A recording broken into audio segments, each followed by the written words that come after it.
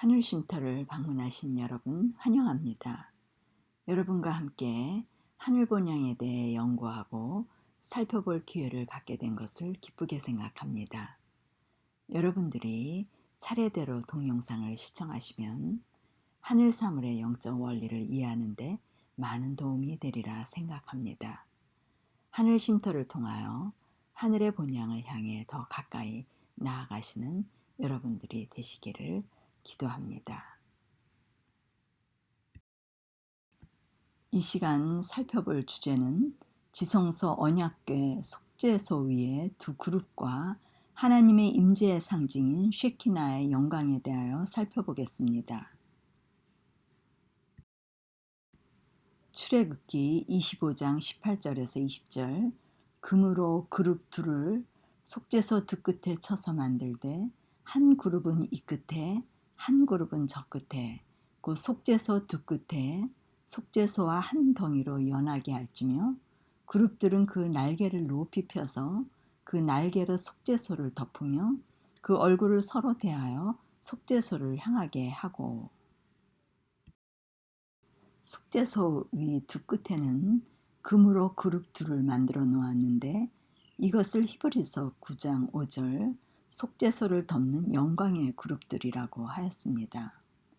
그러므로 그룹들은 하나님의 보좌 가장 가까운 곳에서 하나님의 영광을 가장 크게 반사하는 특별한 주위에 있는 천사들입니다. 본래 루시퍼는 기름 부음을 받은 덮는 그룹으로 하나님의 보좌를 옹이하고 있었습니다. 쉐키나의 영광이 황금 그룹에 의해 반사되는 것처럼 루시퍼는 하나님의 보좌의 영광으로 들린 것을 의미하는 화강석 사이를 왕래하는 특권을 가지고 있었습니다. 그는 죄를 짓기 전에 하나님의 품성을 가장 완전하게 드러내는 하나님의 완전한 인이었음이 에스겔서 28장 12절에 기록되어 있습니다. 그는 성품에 있어서 하나님과 가장 가까이 닮은 존재였습니다. 이것을 통해 볼 때 속죄소의 그룹들은 하나님의 보좌 가장 가까운 곳에서 하나님의 영광을 가장 크게 드러내며 구속 사업에 협력하는 하늘 존재자들임을 알 수 있습니다. 그룹이란 단어는 마치 신성한 위엄과 같은 이로써 그 인물의 성품에 초점을 맞추고 있습니다. 하나님의 형상을 닮으며 하나님의 명령을 준행하고 하나님께 경배함으로 가장 간절한 하나님의 사랑을 드러내고자 하는 피조물이 그룹 천사들입니다. 스가랴서 3장 7절 만군의 여호와의 말씀에 내가 만일 내 도를 준행하며 내 율례를 지키면 내가 내 집을 다스릴 것이요 내 뜰을 지킬 것이며 내가 또 너로 여기 섰는 자들 중에 왕래케 하리라. 스가랴서에는 여호와의 사자인 그리스도가 이스라엘 백성을 대표하는 대제사장 여호수아에게 의를 입혀주시며 언약을 맺는 장면을 기록하고 있습니다. 언약의 조건은 하나님의 도를 준행하며 율례를 지키는 것입니다. 즉 계명을 지키는 것입니다. 그러면 하나님의 집을 다스리는 것입니다. 하나님의 집은 성전으로서 성전에 거하며 성전을 유지하는 제사장의 특권이 주어지는 것입니다. 또한 하나님의 뜰을 지킬 것으로 거룩을 유지하며 다른 영혼을 성소로 인도하는 일을 말하며 여기 섰는 자들 중에 왕래케 하는 것은 여호와 앞에 선 자들은 천사들로서 여호수아가 더러운 옷을 입고 천사들 앞에 서 있으므로 여기 섰는 자들은 그룹 천사들임을 알 수 있습니다. 만일 순종하면 그는 이 세상에서도 수행하는 천사들에게 둘러싸여 행하겠고 마침내 그는 하나님의 보좌를 두른 영광받는 무리에 가담할 것이라는 의미의 말씀이 되겠습니다. 계시록 7장 14절에서 15절 내가 가로되 내 주여 당신이 알리이다 하니 그가 나더러 이르되 이는 큰 환난에서 나오는 자들인데 어린 양의 피에 그 옷을 씻어 희게 하였느니라. 그러므로 그들이 하나님의 보좌 앞에 있고 또 그의 성전에서 밤낮 하나님을 섬기매 보좌에 앉으신 이가 그들 위에 장막을 치시리니. 인침받은 14만 4천의 구원받을 사람들은 큰 환난에서 나오는 자들이며 어린 양의 피에 옷을 씻어 희게 한 자들로서 그들이 성전 하나님의 보좌 앞에서 하나님을 섬기는데 하나님께서 그들 위에 장막을 치신다고 합니다. 하나님의 보좌에 그룹이 있어야 할 그 자리에 그들이 그 자리를 대신한다는 약속의 말씀입니다. 하나님의 장막에 거하여 가장 가까이서 하나님을 섬기며 영광을 반사할 것을 암시하는 기록입니다. 시내산에서 첫 성막이 세워진 지 450년 후에 다윗은 영감을 받아 성전을 설계하였고 그의 아들 솔로몬은 성전을 지었습니다. 이때 솔로몬은 감람나무로 내소 안에, 내소란 지성소를 말하는 것으로서 지성소 안에 감람목으로 두 그룹을 만들어 금으로 입히고 지성소의 바닥에 놓은 기록이 있습니다.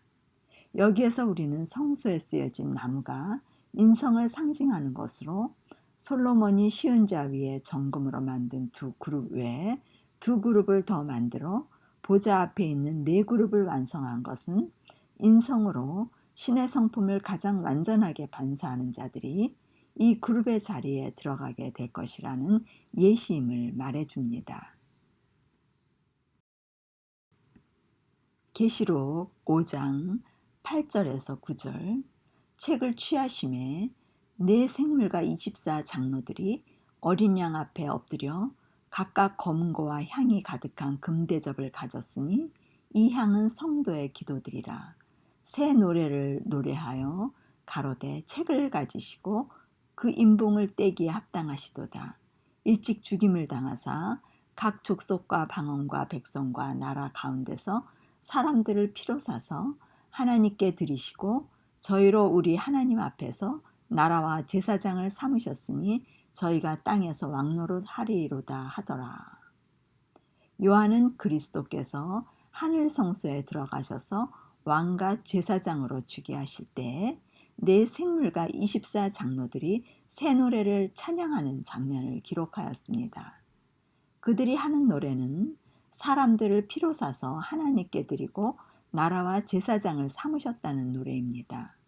개역 성경에서는 사람들을 이라고 했지만 킹제임스 역에서는 우리를 이라고 하였습니다. 구원받은 자들이 이 네 생물의 자리에 들어가는 증거를 찾을 수 있습니다. 이사야서 6장 2절에서 3절 스랍들을 모셔 섰는데 각기 6날개가 있어 그 둘로는 그 얼굴을 가리었고 그 둘로는 그 발을 가리었고 그 둘로는 날며 서로 창화하여 가로되 거룩하다 거룩하다 거룩하다 만군의 여호와여 그 영광이 온 땅에 충만하도다. 속죄소 위의 그룹들은 존경과 겸손의 표시로 각 천사의 한쪽 날개는 높이 쳐들려 있었고 다른 쪽 날개는 몸 위에 접혀 있었습니다. 서로 얼굴을 마주대하고 경건하게 머리 숙여 법궤를 내려다보는 그룹의 자세는 하늘 천사의 무리가 하나님의 율법에 대하여 가지는 존경과 구속의 섭리에 대한 그들의 관심을 나타내는 모습입니다. 스랍과 그룹은 동일한 존재에 붙여진 명칭으로 그룹은 성품을, 스랍은 기능을 말하는 것으로 봅니다. 이사야가 본 그룹은 두 날개는 얼굴을 가리고 있었고 그것은 자신의 존재를 드러내는 모든 영광을 가리는 것으로서 자아부인을 말하고 두 발을 가린 두 날개는 자신의 길과 행위를 살피고 수치를 가린 날개였고 나는 두 날개는 하나님께서 주신 일을 수행하려 날쌔게 날아가는 날개였습니다. 에스겔서 1장 23절 24절에 서 있을 때에는 겸허의 표로 날개를 내리고 있는 모습을 보게 됩니다. 두 그룹들이 양편에 마주보고 서서 서로 맞대고 있었고 그들이 존경과 경의를 강조할 때에는 두 쌍의 날개에 관하여 언급을 했고 모든 기능을 실행하고 있을 때에는 6 날개로 행하는 것을 보게 됩니다. 그룹들은 네 얼굴을 나타냅니다. 각 그룹들은 사람, 사자, 황소, 독수리의 얼굴을 가지고 있었습니다. 이 네 얼굴은 이스라엘의 12지파의 네 구역으로 나누어 각 구역의 지도자의 깃발에 나타나는 상징들입니다. 이 네 얼굴은 하나님의 조직된 언약의 백성을 대표합니다. 이 네 생물들의 성질과 특성들은 그룹을 나타내는 상징적 표현입니다. 또한 네 얼굴은 그리스도를 묘사하고 있기도 합니다.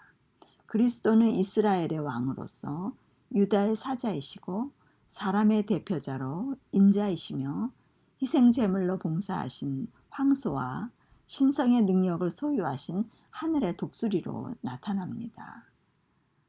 그것을 사복음서에서는 마태는 왕으로서 메시아를 상징하는 사자로, 마가는 연약한 인간들을 위해 헌신하고 봉사하시는 황소로, 누가는 여인의 몸에서 태어난 이상적인 삶을 산 사람으로, 요한은 하나님으로 묘사되는 독수리로 초점을 맞추고 성경을 기록했습니다.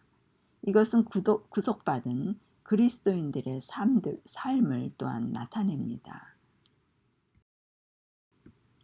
성소 내부는 쉐키나의 광채가 황금 그룹들의 얼굴, 날개, 발에 의하여 더욱 찬란하게 반사되었으며 내부의 황금벽과 금실, 은실로 화려하게 수놓은 천장의 앙장과 휘장들에 반사되어 찬란한 빛을 이루었습니다. 이것은 모두 하나님의 영광을 반사하도록 설계된 것입니다. 우리는 이러한 모형을 통해 하늘의 천사들의 존재들을 보면서 구속받을 자들의 예표를 또한 봅니다. 그리스도께서는 하나님의 손상된 형상을 인간 안에 회복시키시고 부패로부터 건지시고 고상한 위치로 끌어올리시며 하늘의 천사들과 교제하기에 적합하도록 만드셔서 하나님의 권능으로 옷 입히시고 하나님의 성전에서 살기에 합당하도록 하시기 위하여 이 세상에 오셨습니다. 그리하여 구원받을 자들을 그리스도로 인하여 하나님의 영광에 둘리어 하나님의 보좌의 영광을 위하여 봉사하는 자격이 주어지게 될 것을 상징하는 그룹들입니다. 창세기 3장 24절, 이같이 하나님이 그 사람을 쫓아내시고 에덴 동산 동편에 그룹들과 두루 도는 화영검을 두어 생명나무의 길을 지키게 하시니라. 성막의 두 그룹 사이에 계시는 하나님의 임재의 영광이 아담과 하와에게 있었던 하나님의 쉐키나가 인간이 죄를 범한 이후에 사라지게 되었으나 하나님께서는 인류를 결코 포기하지 않으셨습니다. 쫓아내다라는 표현은 아브라함과 하갈의 이혼을 묘사할 때에도 내어 쫓으라고 번역이 되어 있습니다. 신랑이 관계가 소원하여진 신부를 내보낼 수밖에 없는 고뇌와 눈물을 말하는 표현이라고 볼 수 있습니다. 쉐키나의 어근은 히브리어 샤칸, 즉 거하다라는 뜻에서 파생된 단어로서 에덴 동산 동편에 그룹들과 두루 도는 화영검, 곧 최초의 쉐키나가 있게 됩니다.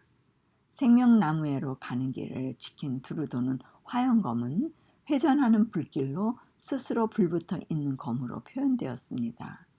이 단어가 첫 번째로 나온 것은 아담과 하와가 하나님으로부터 동산을 다스리며 지키라는 명령이 주어진 구절입니다. 다스리며 지키는 샤마르의 단어는 하나님께서 맡기신 일을 매일매일 이행하는 것을 뜻하며 자신의 양무리를 돌보고 먹이는 목자와 같은 의미입니다. 지킨다는 것은 가까이서 관찰하는 것으로서 언약의 조건들을 이행하는 것 또는 율법의 요구를 순종하는 것 등을 의미합니다. 그러므로 아담의 부부에게 주어졌던 다스리고 지키는 일이 그룹들에게 주어져 인류를 위해 봉사의 임무를 하도록 배치된 것으로 여기에서 두어는 그룹들 사이에 계신 하나님의 영광 쉐키나가 장막을 치고 그룹 사이에 거했다는 것을 의미하는 것으로서 하나님께서 에덴 동산 밖으로 찾아오셔서 우리와 함께 거하시게 되었음을 말하는 것입니다. 에덴 동산 동편에 성소가 지어진 것입니다. 아담과 하와는 하나님께서 입혀주신 의의 옷을 입고 그의 심령이 하나님의 형상이 회복되어 매 안식일 하나님과 교제를 나누기에 하나님의 쉐키나 영광 앞으로 나갈 수 있도록 적합하게 된 것입니다. 아버지와 자녀의 관계가 이루어진 것입니다. 아버지가 자식을 그리워하며 함께 살기를 원하듯 아담과 하와를 볼 수 있는 그들 곁에 장막을 치시고 사시는 모습입니다. 그 광야의 성소를 짓게 될 때 지성소에 나타난 눈에 보이는 하나님의 임재의 영광 쉐키나로서 이스라엘의 하나님께서 여전히 그들과 함께 거하시는 모습을 보게 됩니다. 그들에게 언약을 회복하여 하나님의 형상이 회복되므로 하나님과 함께 거하며 쉐키나의 영광에 참여하는 자가 되게 하기 위하여 에덴 동편에 두루 도는 화영검을 광야에 설치하셨던 것입니다. 요한복음 1장 14절 말씀이 육신이 되어 우리 가운데 거하심에 우리가 그 영광을 보니 아버지의 독생자의 영광이요 은혜와 진리가 충만하더라.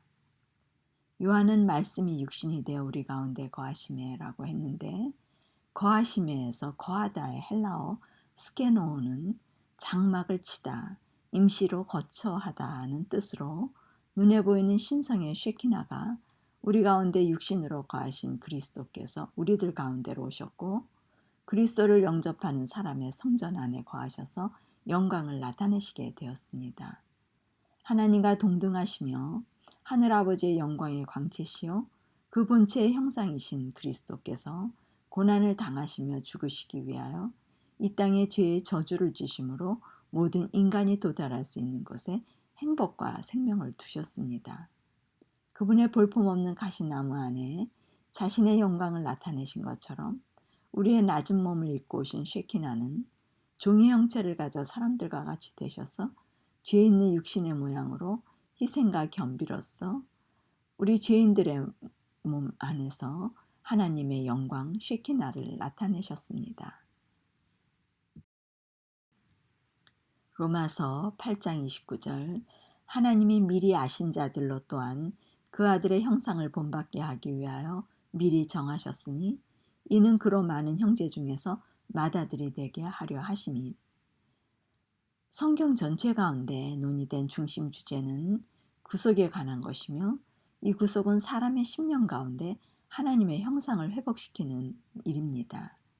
에덴에서 하나님께서 보여주신 가죽옷의 약속으로부터 요한계시록에 어린 양의 혼인계약이 이르렀고 그 아내가 예비되었으니 그에게 빛나고 깨끗한 세마포를 입게 하셨은즉 이 세마포는 성도들의 옳은 행실이라고 기록된 세마포까지 하나님의 형상의 회복의 약속이 이루어지는 하나님의 쉐키나에 관한 주제입니다. 모든 세계를 존재하도록 불러내신 창조력인 말씀이 우리에게 능력을 주고 생명을 낳게 하시어 하나님의 영광이 드러나도록 해주시는 약속입니다. 의지로서 이에 동의하고 심령이 이를 받아들이면 이로 인해 무한하신 그분의 생명이 우리에게 이르러 오게 되므로 우리의 심령이 하나님의 형상으로 다시 창조되어 그분의 영광 쉐키나를 나타내는 신성의 참여자가 되는 것입니다. 골로새서 2장 9절에서 10절 말씀 그 안에는 신성의 모든 충만이 육체로 거하시고 너희도 그 안에서 충만하여졌으니 그는 모든 정사와 권세의 머리시라. 그리스도께서 믿는 자들 안에 거하시는 쉐키나는 신성의 충만함입니다.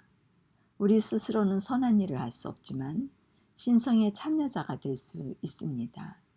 우리는 있는 그대로 가난하고 무력하고 의지하는 가운데 그리스도께 옴으로 그것이 가능합니다. 그분께서는 인성에게 팔을 내미시기 위해 스스로 인성을 쓰셨으며 그것의 의미는 그리스도께서 이루신 일은 우리도 이룰 수 있으며 우리는 그분이 이기신 것처럼 이길 수 있는 능력을 갖게 된 것입니다. 그리스도께서는 이 땅에 오셔서 흠없는 순결한 생애를 사심으로 죄인들도 그분의 능력 가운데서 하나님의 거룩한 법을 순종할 수 있다는 것을 보여주셨습니다. 그분은 인성과 신성을 합하심으로 인간이 신성의 참여자가 될 수 있도록 하셨고, 그리하여 탐욕을 통한 세상의 타락에서 벗어날 수 있게 하셨습니다. 예수께서는 나는 포도나무여 너희는 가지라고 말씀을 하셨습니다. 가지의 섬유질은 포도나무의 섬유질과 동질한 것입니다. 원줄기에서 가지에 이르는 생명과 힘과 영양의 유통은 막을 수 없는 것으로서 지속적인 것입니다. 뿌리에서 공급하는 영양소는 모든 가지에 이릅니다. 만약 믿는 사람들이 그리스도 안에 거하여 영양소를 공급받는다면 하나님의 형상, 하나님의 영광은 드러날 것입니다. 골로새서 1장 26절에서 27절, 이 비밀은 만세와 만대로부터 오므로 감추었던 것인데 이제는 그의 성도들에게 나타났고 하나님이 그들로 하여금 이 비밀의 영광이 이방인 가운데 어떻게 풍성한 것을 알게 하려 하심이라. 이 비밀은 너희 안에 계신 그리스도시니 그 영광의 소망이니라. 모든 사람은 영광의 소망이신 그리스도께서 마음속에 형성되는 개인의 경험을 가지고 하나님과 교제할 수 있습니다. 그리스도인들 안에 있는 그리스도의 형상은 위대한 진리입니다.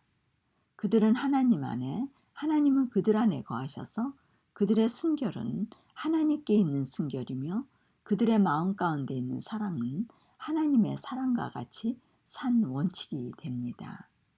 그들은 어린 양의 피로 구속을 받아 하늘의 모든 신성한 보아들이 그들의 것이 됩니다. 그들은 다 우리가 그의 충만한 데서 받으니 은혜 위에 은혜라고 고백하게 됩니다. 그분의 만세로부터 감추었던 비밀은 신성의 참여자, 그 신의 성품으로서 그리스도께서 내재하심으로 하나님의 영광의 쉐키나가 거하시고 하나님과 그리스도인들은 교통하게 되며 성도들에게 쉐키나의 영광이 드러나게 되는 것이 비밀의 영광입니다. 하나님의 말씀으로 정결케 된 그리스도와 언약을 맺은 사람들은 모두 다 하나님의 자녀로 입양됩니다.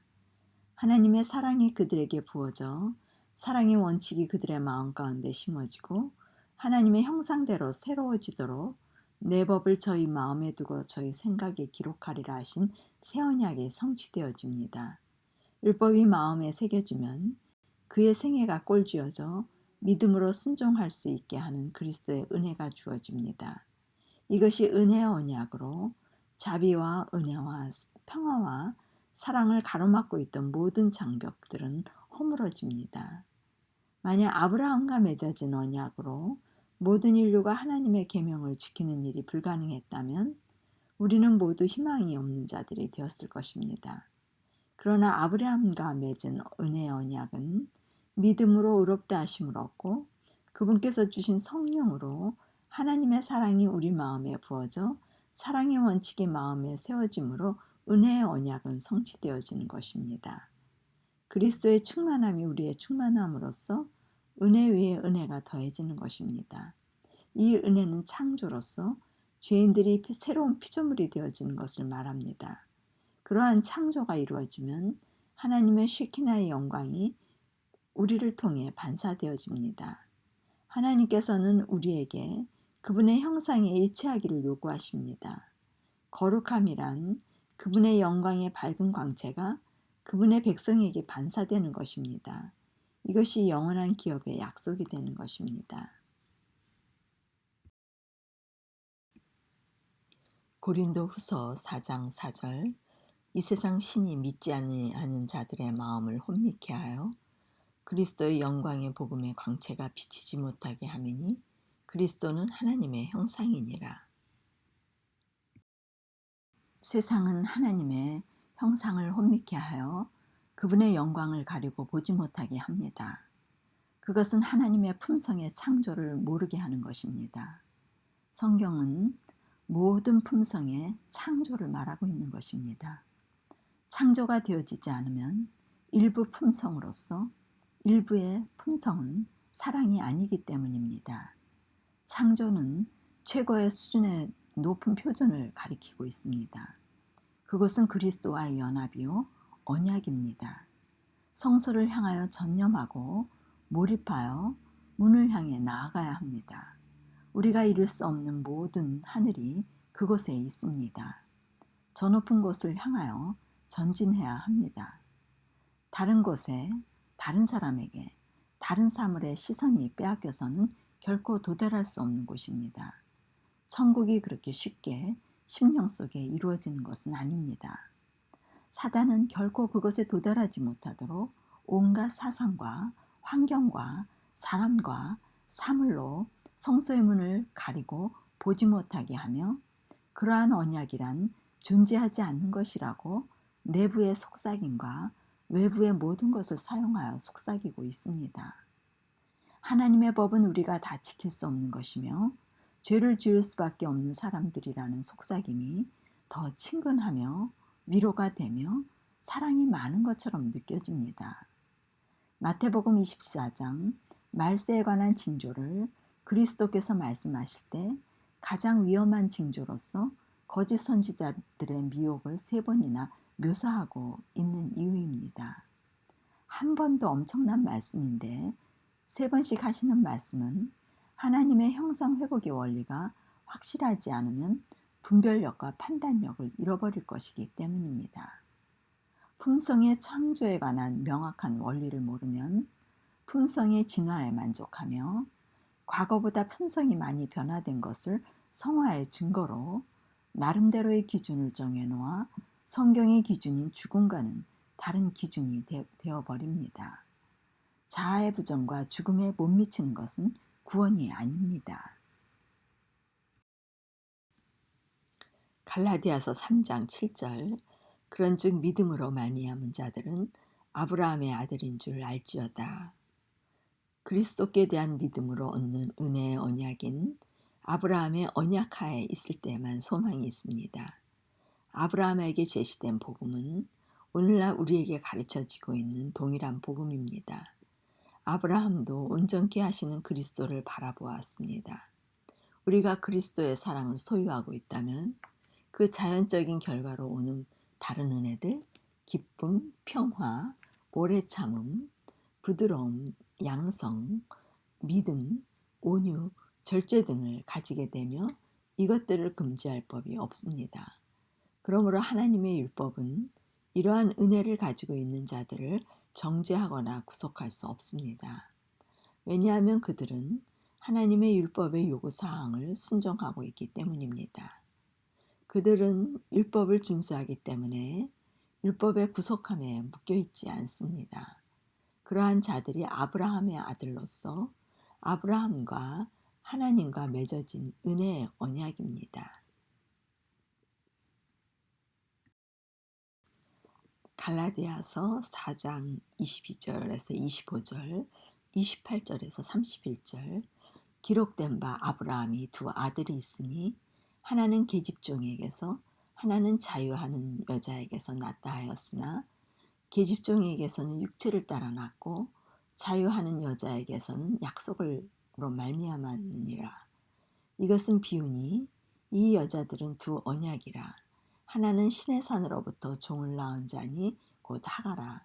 이 하가는 아라비아에 있는 신의 산으로 지금 있는 예루살렘과 같은 데니 저가 그 자녀들로 더불어 종노릇하고 형제들아 너희는 이삭과 같이 약속의 자녀라. 그러나 그때에 육체를 따라 난 자가 성령을 따라 난 자를 핍박한 것 같이 이제도 그러하도다. 성경은 2 언약에 대하여 묘사하고 있습니다. 아브라함의 2 아들 계집종 하갈과 자유하는 여자 사라의 2 아들 이야기입니다. 같은 믿음의 아들입니다. 육체를 따라 난 자와 약속을 따라 난 자로 분류됩니다. 하갈로부터 난 자손 이스마엘은 육체를 따라 난 자이며 사라로부터 난 아들 이삭은 약속을 따라 난 자로 비유한 언약관계입니다. 하갈은 사람의 계획에 따라 사람의 머리로 사람의 인위적인 관계로 맺어진 결과 이스마엘의 출생이 있게 됩니다. 이 관계는 하늘로부터 온 관계가 아니기 때문에 사람의 뜻으로 난 관계입니다. 오늘 우리 믿는 사람들의 두 부류를 제시하고 있습니다. 하나님을 믿는 신앙의 길도 자기가 뜻을 정하여 나름대로 신앙을 하는 상태입니다. 하늘에서 약속한 능력, 곧 창조의 능력을 받지 않고 그러한 것이 있는 줄도 모르고 예배드리고 봉사하고 선교하고 헌신하는, 그것이 선이라고 생각하며 구원이라고 생각하는 대다수 사람들의 신앙의 상태입니다. 하나님과의 언약관계가 무엇인지 모르고 선한 일, 착한 일, 좋은 마음을 가지고 하면 다 하나님께서 받으시는 것이라고 생각하는 신앙입니다. 우상을 버리는 일과 정결 사업과 자아부인과 십자가의 죽음의 경험과 그리스도와의 연합이 무엇인지 모르고 믿는 믿음입니다. 하나님께서 약속하신 창조의 일이 선이 되는 것이나 인간이 창조가 아닌 자신들의 능력으로 선을 행하는 것을 말합니다. 예레미야 2장 13절, 내 백성이 두 가지 악을 행하였나니 곧 생수의 근원인 나를 버린 것과 스스로 웅덩이를 판 것인데 그것은 물을 젖추지 못할 터진 웅덩이니라. 두 가지 악은 생수의 근원인 하나님을 버리는 것으로 생명을 주시는 창조주 하나님의 의지력을 의지하지 않고 스스로 웅덩이를 파는 것입니다. 스스로 선, 곧 의를 행하려는 일을 말합니다. 창조되어지는 의를 받지 않고 자신이 스스로 하나님의 의를 이루려는 일을 말합니다. 그것은 죽지 못할 터진 웅덩이로 때가 되면 다 없어지고 허물어져 버리는 결과를 보는 일입니다. 오늘 우리의 모습을 말합니다. 스스로 선을 행하려 애를 쓰다 관계가 다 망가지고 결과는 불행하게 됩니다. 야곱의 경우도 하나님의 일을 대신하려다 부모와 가족과 헤어져야 하는 불행이 따라오게 되었습니다. 창조된 의와 인간적인 의 두 가지가 두 언약이라고 부릅니다. 믿는 사람들은 모두 아브라함의 자손이라고 합니다. 그러나 믿는 사람들은 두 자손, 두 언약 중에 어느 하나에 속합니다.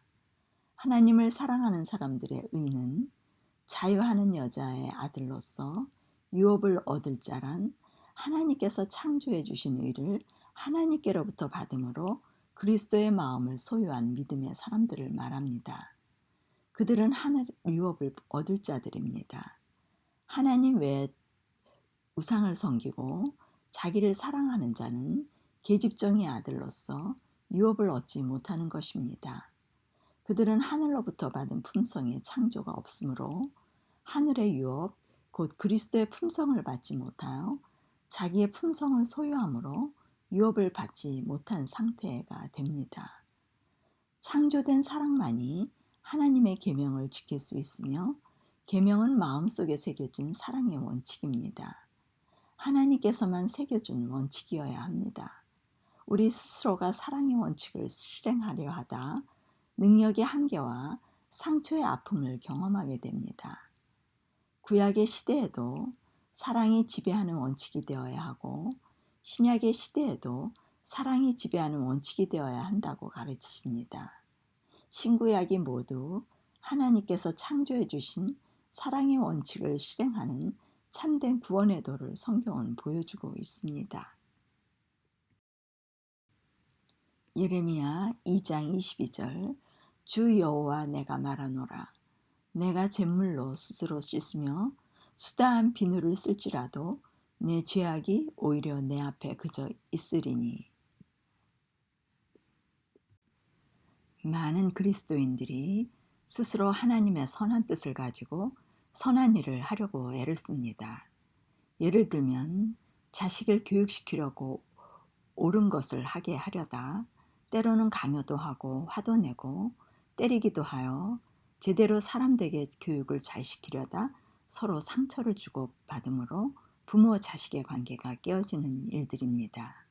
혹은 부부지간에 남편의 건강을 챙기려다 이것 먹어라 저것 먹지 말라 잔소리하다 그 잔소리를 듣는 남편이 자존심 상하고 간섭하며 자유가 없어지자 화를 내고 반항하며 상처를 받고 괘씸해 감정에 쌓여 분리와 외로움이 생기는 일들이 있습니다.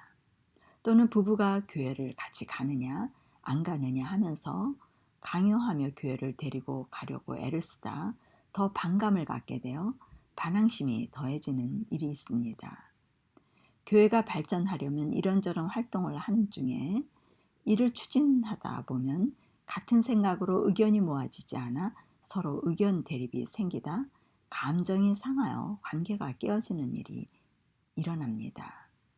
성전 건축하려고 교회를 짓는 과정 중에 서로 교회에 애정을 갖다 보니 교회 카펫 색깔을 무엇으로 하느냐 의논하다 교회가 분열되어 성전 건축을 못하게 되는 일도 있습니다. 소그룹 미팅으로 단합한다고 하는 것이 서로에게 상처를 주고 쌓였던 감정이 폭발하여 안 하는 것만도 못하게 되어지는 일들도 있습니다. 영혼들을 위해 열심히 전도한다고 했으나 결과는 상처를 주고받는 일들, 이렇게 가정에서, 교회에서, 사회에서 좋은 일 하려다 대립과 분리를 초래하게 되고 옳고 그름을 가리려다 관계가 분열되는 일들이 흔히 일어나게 됩니다. 이러한 일들은 그리스도의 정신이 없으므로 일어나는 일들입니다. 사랑이 원칙이 되지 못하고 그리스도의 마음이 창조된다는 것이 무엇인지 모르기 때문에 이러한 일들이 인간 사회에서 이런 모양 저런 모양으로 어디에서나 일어납니다. 결국 일치가 아닌 분열로 상처받는 일들이 일어나며 서로 사랑하라는 그리스도의 품성을 그리스도인들의 관계 속에서조차도 찾아보기가 어렵습니다. 분명히 선한 일은 했는데 결과는 아픔과 상처와 고통이 따르는 것입니다. 관계가 깨어져 버리는 것입니다. 이런 일들이 하나님의 언약 속에 있지 못함으로 일어나는 일들입니다. 하나님으로부터 창조되지 못한 자신에게 있는 선한 품성을 가지고 좋은 하나님의 선한 뜻을 하려고 했던 것입니다. 그리스도의 마음이란 희생의 마음입니다. 자신의 의견, 생각, 지식, 상식, 소유 모두를 희생하는 것입니다. 자기의 것이 없는 것입니다. 자신의 의견, 선해 보이는 것, 좋은 것들을 제시했지만 상대가 그 의견에 동의하지 않고 행하기를 원치 않는다면 자신의 것을 접는 것입니다. 자신이 말하지 않았던 것처럼 없었던 일처럼 처리하는 것입니다. 그렇게 하는 배경에는 상대를 이해하는 그리스도의 마음이 있기 때문입니다. 일이, 의견이, 교육이, 지식이 중요한 것이 아니라 그리스도께서는 상대의 존재를 중요하게 여기시기 때문입니다. 그들에게 한 가지의 일을 성취시키는 게 중요한 것이 아니라 영원한 생명, 창조주 하나님의 새롭게 창조하심의 사랑을 전할 통로와 길을 열고자 인내하시며 그들의 마음이 열려 그리스도를 영접하여 그들에게도 창조의 선물을 주셔서 하나님의 영광의 쉐키나를 드러내시는 일이 그분의 목적이십니다. 성소에서 영혼들을 다루는 창조함을 받은 제사장들의 마음은 영혼들의 심령의 창조가 하나님의 뜻임을 알아 옳고 그름을 가리는 것이 아니라 상대의 소유가 가치가 있어서가 아니라 상대가 가치 있기 때문에 상대를 존중하고 이해하는 것입니다. 그들은 항상 창조에 초점을 맞추어 생각하고 일하고 무엇을 하기도 하고 안 하기도 하는 것입니다. 이 창조의 원리를 모르면 옳으냐 그르냐 지키냐 안 지키냐로 판단하고 정죄정신에 사로잡히게 됩니다. 그러므로 자기의 의견에 다르지 않는 영혼들은 잘못됐고 또한 그것을 따르지 않는 그들에게 섭섭함과 미움 등이 있는 것입니다. 그러나 제사장들에게는 그러한 것들이 존재하지 않습니다. 일이 추진되어지지 않을지라도, 목적이 이루어지지 않을지라도, 소유를 잃어버릴지라도 그와의 관계를 더욱 소중히 여기는 것으로 상대와의 관계 속에서의 더 큰 행복에 더욱 가치를 두는 것입니다. 제사장들은 하나님의 말씀의 통로가 되는 사람이기 때문에 이렇게 사용되어지는 도구입니다. 그 역할을 잘 감당하는 일이 하나님의 사업을 하고 있는 것입니다. 한 번은 환자분이 오셨습니다. 말기암 환자로 암이 퍼져 수술로 장기 여러 군데를 떼어내신 분으로 식사도 잘 못하고 기력이 다 떨어져 희망이 없어 보였습니다. 그 환자분께 식사법을 지도하며 말씀을 전하기 시작했습니다. 그리스도의 사랑에 대하여, 그리스도의 희생의 마음과 함께 그분은 상대가 소유한 것의 가치를 귀히 여기시는 분이 아니고 존재를 가치 있게 여기시는 분으로 우리에게 허락하신 관계 속에서 과정을 중요시하는 분으로 과정을 즐기며 관계 속에서 행복을 누리기를 원하시는 분이라는 것. 이기심을 가진 인간은 소유정신을 가지고 있으므로 목적을 이루고자 하는 정신으로 과정을 다 망가뜨리며 관계를 망가뜨리는 것을 개의치 않으며 무슨 수단을 써서라도 목적을 이루고자 하는 정신을 가지고 불행하게 살고 있다는 것, 그것은 하나님의 뜻이 아닌 것을 말씀드렸습니다. 그리스도께서는 우리의 소유를 원하지 않으시고 우리가 좋은 품성을 가졌느냐, 혹은 머리가 좋으냐, 능력이 뛰어나느냐, 재력이 있느냐, 성실하냐, 생활력이 있느냐 등으로 우리의 가치를 평가하는 것이 아니라 우리가 그렇게 가치 있는 존재가 아닌 죄인임에도 불구하고 우리 한 사람 한 사람의 존재 가치를 귀히 여기셔서 자신의 모든 것을 희생하시고 우리를 살리시려 행복하게 하기 위해 모든 것을 버리셨다는 말씀과 함께 그리스도와 우리의 차이는 관계를 소중히 여기는, 존재를 귀히 여기는 정신과 그렇지 않은 정신, 그 목적을 이루려는 정신의 차이라고 말씀드리고, 그리스도는 우리에게 원하시는 것은 우리와의 관계요, 우리의 선택을 소중히 여기시고 설사 목적이 이루어지지 않을지라도 모든 것을 희생하며 우리의 선택에 대하여 인내하시는 분이시라고 소개했습니다. 그리하여 사랑은 언제나 오래 참는 것으로 항상 참을 수 있는 마음이 그리스도께서 우리에게 창조해 주시는 마음으로 이것이 은혜라는 것과 언제나 온유할 수 있는 항상 온유한 마음은 창조함을 받지 않으면 이루어질 수 없는 마음이라는 것, 화내지 않을 수 있는 능력이 있다는 것. 오늘 진정한 그리스도인들은 목적이 중요하지 않고 손해를 보더라도 과정을 더 소중히 여겨 관계 속에서의 과정을 즐기는 행복한 사람들이라는 말씀을 드렸습니다. 그렇게 관계를 소중히 여기다 보면 목적은 조금 더뎌지기도 하고 못 이루어지기도 할 수 있지만 그것은 하나님께 맡기고 관계 속에서 행복을 더 귀중히 여겨 생명을 보존하여 해를 입히지 않는 것이 서로 사랑하라는 계명을 주신 것이라는 것 등 하나님의 뜻을 알려드렸습니다. 그러자 그분이 엉엉 우시면서 고백하시는 것이었습니다.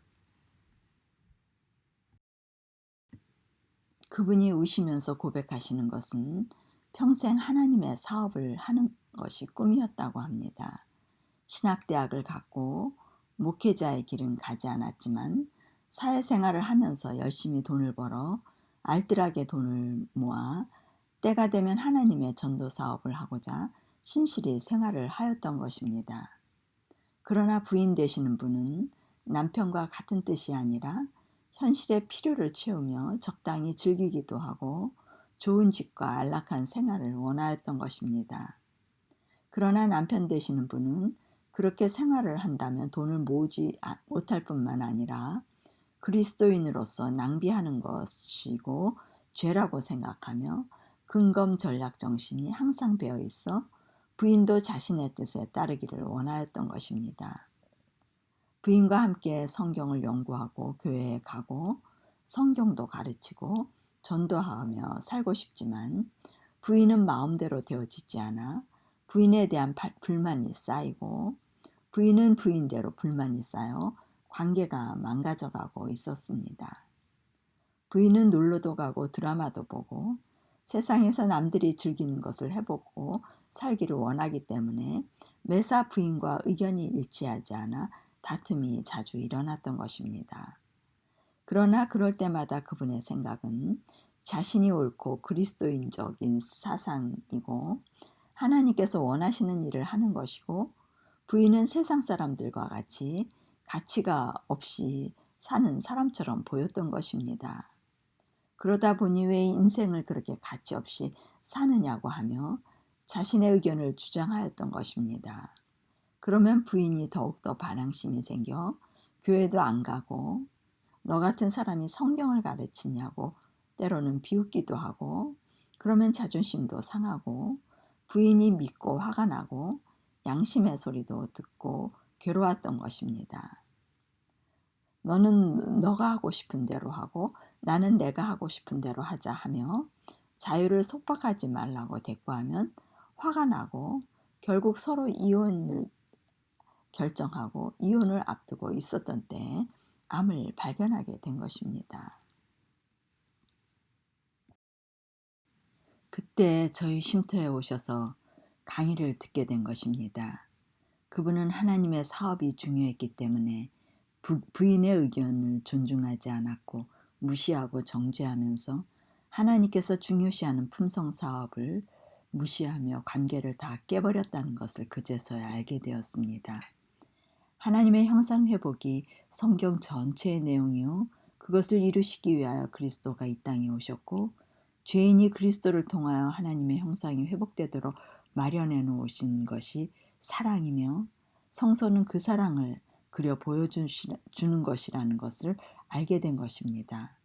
그분은 울면서 자기가 지금껏 신앙하면서 이렇게 단순한 원리를 어떻게 깨닫지 못했는지 너무 어처구니 없는 일이며 어찌 교계에서 이런 말씀을 들을 수 없는지 이해할 수 없다고 고백하시며 자신의 모든 문제는 하나님의 형상을 올바로 알지 못한 자신의 죄로 인한 것이었다고 고백하며 부인에게 용서를 구하는 모습을 보게 되었고 두 분의 얼굴이 근심과 어둠의 빛은 찾아볼 수 없고 미소와 함께 회개의 눈물을 흘리는 모습이었습니다. 그분의 건강은 처음 오실 때와는 완전히 다른 건강의 회복과 마음의 회복이 일어나는 것을 보게 되었습니다. 출애굽기 24장 7절 언약서를 가져 백성에게 낭독하여 들리매 그들이 가로되 여호와의 모든 말씀을 우리가 준행하리이다. 이 환자분의 모습은 오늘 대부분 그리스도인들의 모습이 됩니다. 그리스도를 사랑한다고 하며 하나님의 뜻을 행하며 계명대로 살겠다고 맹세합니다. 그러나 마음은 원이로 돼 육신이 연약하여 자신이 배우고 알고 있는 지식에 의하여 자신의 마음으로 하나님의 선한 뜻을 이루고자 했던 두 언약 가운데 약속의 언약이 아닌 육체를 따라 난 자로 하나님의 약속을 받지 못했기 때문에 자신의 생각과 뜻으로 인생의 집을 지었던 것입니다. 모래 위에 집을 세우면 때가 되면 다 없어지는 허무한 상황들이 벌어지게 됩니다. 우리 마음에 감동과 은혜와 심령의 변화가 있었고 매 순간 입히시고 먹이시고 세우시게 하시는 하나님의 은혜로 생애를 살아왔다고 고백하지만 자신의 전 존재의 변화, 창조의 능력이 오지 않는다면 매 순간의 일들이 원칙, 곧 하나님의 법, 사랑에 의하여 움직여지지 않고 자신의 감정에 의하여 움직이게 됩니다.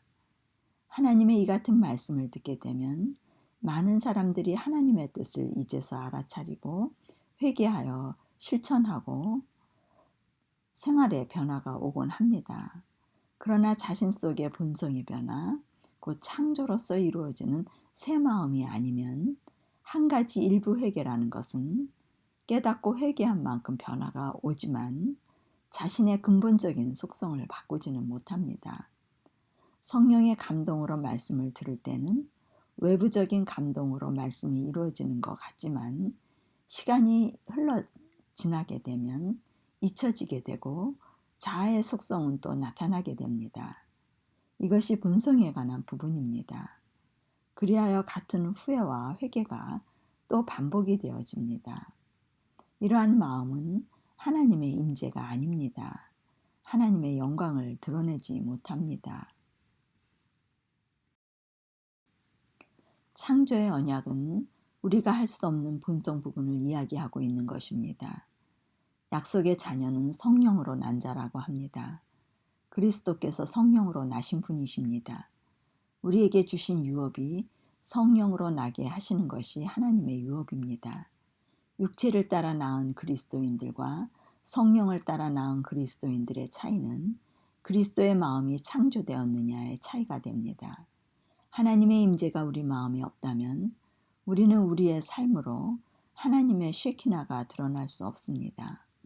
속죄소 위에 하나님의 임재가 있습니다. 하나님의 영광은 하나님의 법이 우리 마음의 심령에 새겨져야 항상 빛을 발할 수 있는 하나님의 영광이 드러나는 것입니다. 법이 새겨지면 항상 하나님의 영광은 존재하는 것입니다. 그러나 법이 없다면 하나님의 영광은 그곳에 없는 것입니다. 하나님의 영광이 우리 심령이 없다면 그 자리는 자신의 영광이 존재하게 됩니다. 자신의 영광이 존재한다는 것은 자신에게 영광을 돌리기 위하여 끊임없이 자신의 선한 행실로 삶을 산다는 의미입니다. 선한 행실로서 자신도 모르게 자신에게 영광을 돌리고 있는 본성을 말하고 있는 것입니다. 두 본성, 곧 하나님의 본성과 죄인의 본성은 왔다 갔다 하는 것이 아닙니다. 하나님의 임재는 얼마간 머무르시다 잠시 떠나 계시다 착한 마음이 돌아오면 다시 머무르시다 악한 마음이 생기면 잠시 피해 주시는 그러한 임재가 아닙니다. 이것은 하나님의 법을 모르고 죄인들의 취향에 맞게 맞춘 하나님의 형상을 만들어 놓은 것입니다. 이치적으로 논리적으로 생각해 볼 필요가 있습니다. 요한일서 4장 20절에서 21절 누구든지 하나님을 사랑하노라 하고 그 형제를 미워하면 이는 거짓말하는 자니 보는 바 그 형제를 사랑치 아니하는 자가 보지 못하는 바 하나님을 사랑할 수가 없느니라. 우리가 이 계명을 주께 받았나니 하나님을 사랑하는 자는 또한 그 형제를 사랑할지니라. 서로 사랑하라가 계명 곧 법 원칙입니다. 형제를 사랑하는 것은 하나님을 사랑하는 결과 나타나는 자연스러운 현상입니다. 형제 사랑이 안 되어지는데 서로 사랑하라는 계명을 주셔서 지키라고 하시니 사랑하려고 노력하는 것이 아닙니다. 그리스도의 십자가의 용서의 능력은 창조의 능력으로 죄인의 마음에 없는 법, 곧 계명을 주시는 것입니다. 우리 마음의 비석에 그분의 법을 새겨주시는 약속이 이루어지는 것이 계명을 받는 것입니다. 이것이 약속의 언약입니다. 생명을 소유한 증거입니다. 하나님의 법은 완벽한 법입니다. 세기담한 법이 아니고 일부의 법이 아닌 온전한 사랑으로 서로 사랑하는 것입니다. 이 사랑의 법이 죄인의 심령에 새겨지면 사랑의 마음이 되어지며 사랑하는 사람이 되는 것입니다. 이것이 계명을 받는 것으로 받았기 때문에 사랑할 수 있는 것입니다. 사랑할 수 없다는 것은 계명을 받지 않았기 때문입니다. 하나님께서 우리에게 명령하시는 것은 할 수 없는 것을 요구하시는 것이 아니라 하도록 만들어 놓으시고 할 수 있는 것을 말씀으로 표현하시는 것입니다. 순종은 하나님의 사랑이 마음에 새겨짐으로 즉 계명을 받음으로 즉시 그 순간부터 온전히 이루어지는 것으로 알고 있지 않으면 하나님을 오해하게 됩니다. 순종이 안 되는 죄인의 마음을 알고도 노력해서 행위를 이루라고 하시는 어렵고 힘든 것을 요구하시는 하나님의 형상을 그리게 됩니다. 그러한 하나님의 형상의 오해를 가지고 있는 한 생애 속에 하나님의 형상은 이루어질 수 없습니다. 하나님께서는 앞서 살펴봤듯이 먼저 장소를 마련하시고 생명체를 두셔서 활동하게 하시는 모습을 창세기로부터 계시록까지 살펴보았습니다. 그리하여 미리 에덴 동산을 두시고 아담과 하와를 만드신 분이 이 땅에 죄인들이 거할 새하늘 새 땅의 거룩한 성 예루살렘을 그리스도의 중보로 마련하시고 계시는 하나님의 사랑을 성경은 나타내 보여주고 있습니다. 그것을 우리가 알기를 원하듯 이 땅의 죄인의 구원도 먼저 죄인의 심령에 장소를 마련하셔서 거하시고 그리스도께서 직접 죄인을 의롭게 만드시고 의, 곧 법, 계명을 지키게 하시는 것입니다. 그리스도께서 들어오셔서 계명을 지키게 하시니 계명을 지키게 되는 것입니다. 구원은 항상 미리 하나님께서 작업을 하셔서 이루시는 것입니다. 그렇기 때문에 하나님의 은혜라고 합니다. 인간의 노력으로 하는 것이 아니므로 구원은 선물이라고 하는 것입니다. 인간의 힘으로 아무리 노력해도 그리스도께서 거하시지 않으면 안 되는 것입니다. 오늘날 많은 사람들이 사랑이 안 되어지는 이유는 그리스도가 거하시도록 장소를 비워드리지 않으므로 계명을 받지 못하여 사랑을 할 수 없는 것입니다. 장소의 주인이 비우지 않고 장소를 마련하는데 협력하지 않으면 창조는 일어날 수 없는 것입니다. 혹은 비우기는 비웠는데 전부가 아닌 일부, 어떤 경우는 상당히 많은 부분을 비워 그것보다 좀 덜 비운 사람이 보면 수준 높은 신앙생활을 하는 것처럼 보일 수도 있습니다. 그러한 사람들은 신앙의 본이 되어 존경을 받게 되고 그들의 깨달음이 상당한 분량의 영향력을 행사하여 지배하게 되는 것입니다. 그러나 우리의 기준은 창조에 있습니다. 그것에 미치지 못하는 것은 하나님을 대적하는 일이 될 수 있습니다. 때로는 품성의 창조를 이야기하기도 하지만 결국 우리는 죄인으로 어쩔 수 없다는 완벽한 창조의 능력이 빠진 말씀이 되기도 합니다. 생명은 항상 완벽합니다. 갓난아기도 완벽한 생명 현상을 합니다. 그러나 생명의 특징은 시간이 자라면 자라난다는 것입니다. 생명 현상이 안 일어나다 서서히 일어나는 것이 아닙니다. 생명 현상이란 죄를 짓지 않는 것입니다. 흔히 우리는 아기를 생각합니다. 아기들이 분별력이 없다가 자라면서 분별하고 배우고 교육을 받고 도덕적, 육체적, 영적 온전한 사람이 되어지는 것을 성장이라고 하며 영적 비유를 합니다. 아기들이 본성이 죄된 본성을 가지고 태어났기 때문에 그 과정이 필요한 것입니다. 그리스도께서는 죄된 본성이 아닌 성령으로 잉태되어 나셔서 의를 소유하고 태어나신 것입니다. 그분의 의는 어려서부터 죄를 짓지 않으신 죄의 본성이 아닌 의의 본성을 가지고 태어나셔서 항상 말씀의 법이 그의 안에 있습니다. 그리하여 그는 랍비 학교에서 배울 필요가 없으셨습니다. 부모의 보호 아래 육체적으로 성장하면서 성장하는 만큼 자연 속에 있는 것들, 초모, 곡식, 짐승, 천연계를 바라보며 그 나이에 맞게 깨달음과 분별력이 오는 것입니다.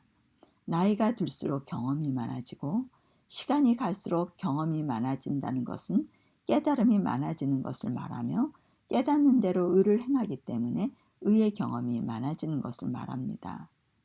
어려서 죄를 많이 짓다가 커가면서 죄의 횟수가 적어지는 것이 아닙니다. 이렇게 하나님의 의의 속성은 온전한 생명으로서 항상 온전을 유지하게 합니다. 그리스도는 이 온전한 생명을 유지하면서 자라시게 된 것입니다. 그리하여 그에게는 죄가 없는 것입니다. 오늘 우리에게 창조하신 의가 그리스도께서 소유하신 의입니다. 우리는 같은 성령으로 잉태되어 나기 위하여 장소를 깨끗하게 하여 내어드리는 일에 열심히 살펴야 합니다. 더러운 것이 발견되면 기도로 전념하며 성령의 인도하심에 순종하며 비우는 일을 해야 합니다. 많은 사람들이 비우는 것이 순종이라고 생각하며 성화라고 생각합니다. 성화란 생명을 소유하고 나서 자라는 것이 성화입니다. 비우는 과정은 아직 의를 받지 못한 상태로서 성화가 될 수 없습니다. 비우는 것은 의를 초청하기 위한 자신과 성령의 연합이지 의가 새겨진 것은 아닙니다. 의는 완전히 비우지 않으면 결코 들어오실 수 없습니다. 완전한 비움을 위하여 성령께서 도와주시는 것입니다. 아직 생명이 없는 상태입니다. 많은 사람들이 비우는 일을 하면서 죄를 짓는 경험을 하게 되므로 성경을 자신의 경험에 비추어 죄를 지을 수밖에 없으며 그것을 해결해 주시는 분이신 그리스도께 가져가 해결한다고 합니다. 그러나 이때 도와주시는 분은 성령께서 그리스도를 바라보게 하며 심령에 감동을 주셔서 죄를 이기도록 도와주시는 것입니다. 이때 자신 안에 비우고 정결치 않은 죄를 드러내시고 깨닫게 하시며 회개케 하시는 일을 하시는 것입니다. 성경은 한 가지 우상, 쓰레기를 버리라고 호소하는 것이 아닙니다. 회개하고 한 가지 버리면 또 다른 우상, 더러운 쓰레기가 있습니다. 비워도 비워도 끝이 없는 속절없는 마음입니다. 이 회개는 심령을 정결케 하여 그리스도가 오시기 위한 정결 작업입니다. 자아를 부정하기 위한 회개입니다. 성경은 다 버리고 없고 죽고 포기하라고 하는 메시지입니다. 이것은 모든 것을 말합니다. 그래야 그리스도와 연합이 이루어져 언약 관계가 이루어지는 것입니다. 언약은 완전한 비움과 자아 부인의 상태에서 이루어지는 것입니다. 이러한 비움의 과정은 이끄심의 과정입니다. 많은 사람들이 이 과정이 있으며 죄를 지을 수밖에 없다고 결론을 지어버립니다. 우리는 자신을 속일 수는 있어도 하나님을 속일 수는 없습니다. 하나님의 원칙은 너무나 명확하게 성소를 통하여 우리에게 제시되고 있습니다. 그러므로 성소의 도면을 통하여 청량할 수 있는 표준이 없으면 많은 사람들이 미혹을 받는다고 경고하시고 계십니다. 덮는 그룹이었던 루스벨은 달성할 수 없는 표준을 요구한다고 하나님을 고소하고 있습니다. 모든 피조물 중에서 품성과 지혜가 하나님과 비슷한 자신도 하나님의 요구에 응하는 것이 불가능한데 어떻게 나머지 피조물들이 하나님이 제정한 이상에 도달할 수 있겠는가라고 도전합니다. 그래서 하나님께서는 루스벨이 가졌던 품성과 능력과 똑같이 되어 루스벨의 자리를 대신 차지할 수 있도록 네 그룹을 통하여 보여주시고자 하시는 것입니다. 하나님의 백성들이 그리스도의 성품에 참여하여 그분의 영광을 반사하는 자들로 자신의 증인을 삼고 그들이 그리스도와 닮게 되어 신의 성품에 참여하는 자가 되었다는 것을 입증하기를 원하십니다. 루즈벨의 고소가 거짓이라는 것을 밝히는 증거로 하나님께서 제시한 요구 조건들이 합리적이고 달성할 수 있는 것들을 증명하여 주시기를 원하십니다. 하나님께서 속죄함을 받은 자들이 앞으로 하나님의 나라를 위하여 봉사하도록 허락하실 것입니다. 그룹들이 항상 있어야 할 위치는 속죄소 위로서 보좌 가까이에 있는 것입니다. 구속받은 자들은 하나님의 거룩한 율법을 주시하며 지키며 그분의 영광을 반사할 것입니다. 자비의 보좌 위에 서 있는 금으로 만들어진 두 그룹은 자신들이 그리스도의 믿음과 사랑의 충만함을 가졌다는 것을 나타내고 있습니다. 요한은 네 생물들이 그리스도의 생명으로 충만하고 하나님을 시중들고 하나님께서 심판하시는 동안 하나님의 보좌에 가장 가까이 서 있는 것을 보았습니다. 다른 천사들과는 달리 이 그룹들은 어린 양이 각 족속과 방언과 백성과 나라 가운데서 우리들을 피로 사서 하나님께 드렸다는 것을 직접 증거할 수 있게 됩니다. 이것은 그들이 죄 가운데서 은혜로 구원함을 받아 왕같은 제사장으로서 하나님을 봉사할 특권을 가진 것에 기쁨에 차 경험의 노래를 하는 것이며 율법은 제사장들이 사람들 가운데 취한 자여야 함을 요구하기 때문에 그룹들은 구속받은 사람들이어야 합니다. 가브리엘을 비롯한 다른 천사들은 구속의 진리들을 경험적으로 이해할 수 없습니다. 이런 제안으로 인하여 마지막 은혜의 회복에 관하여 아버지와 그리스도의 구원하는 은혜와 성령의 가르침의 사역을 직접 경험하였던 사람들이 그룹이 되어야 합니다. 루즈벨이 타락하여 잃어버린 위치와 품성과 기능들을 사람들이 취하게 하실 것입니다. 이 사람들에게 그리스도의 생명이 불어넣어져 거의 극복할 수 없을 정도의 장애물에도 불구하고 그들은 하나님의 약속의 능력과 하나님의 원칙의 승리를 증거하게 될 것입니다.